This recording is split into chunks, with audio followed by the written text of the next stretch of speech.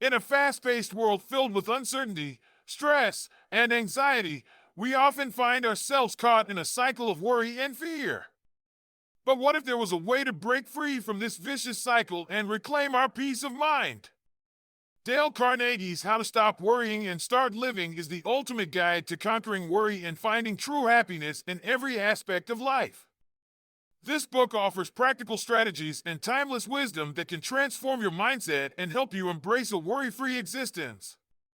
Fundamental techniques in handling worry: how to break the worry habit before it breaks you, 6 ways to prevent fatigue and worry, how to find peace in the present moment.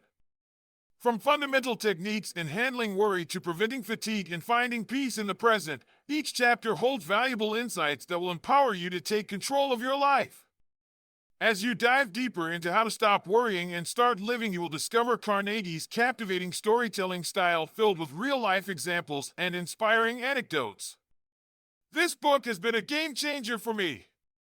It taught me how to let go of worries and focus on the present moment. Dale Carnegie's words have given me the tools to tackle stress head, and I feel more in control and happier than ever before. Are you ready to break free from the chains of worry and start living a life of tranquility and fulfillment?